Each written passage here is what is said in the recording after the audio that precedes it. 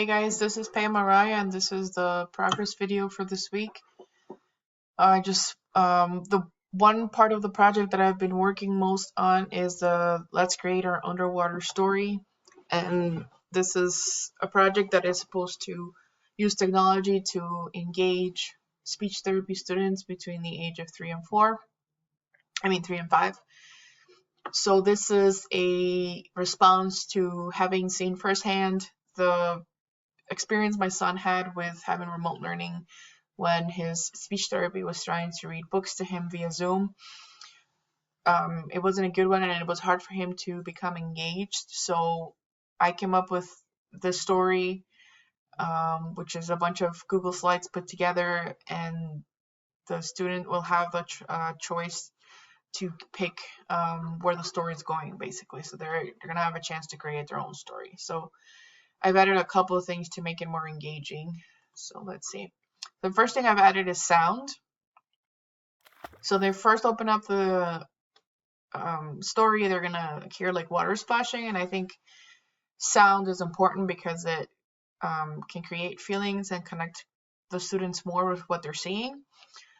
And so I've added that, and then once they click on it again, it makes a sound. I am going to assign a sound for the animals. I don't know yet. Unfortunately, I wish we had sounds like, like the sounds they make, but like what sound would a stingray make? Like, I feel like there's no sound for that. So, I have to figure something out. So I think maybe something general that I would use for all of the images, maybe like another water sound of a different one. So maybe that. So I've gotten to the 4th level now, where they have chosen both their animals, they've chosen their location, and now they're about to choose what they're gonna have for lunch. And I've also changed the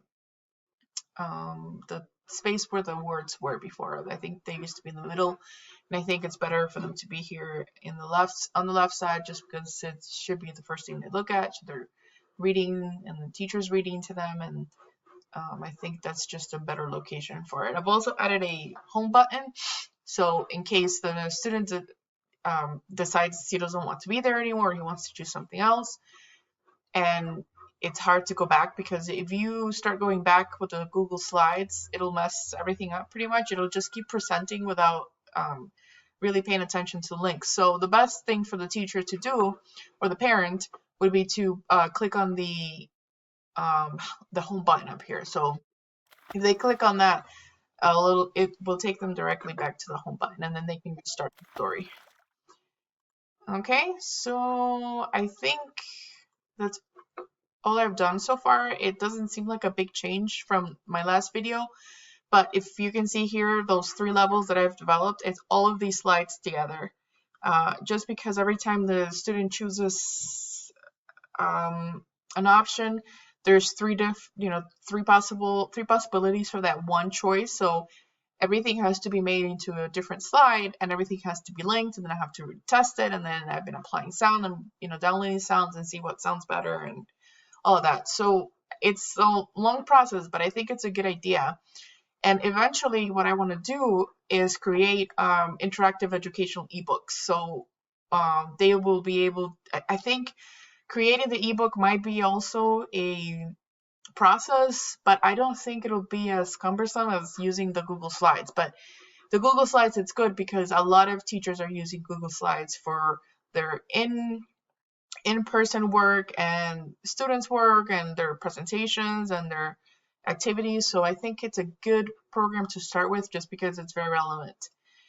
Okay, and I think that's it for this week, and I hope one day no, I definitely, hopefully, before the semester, I should be done with this. So I'm gonna be working many hours on it, but I'm looking forward to seeing the finished product.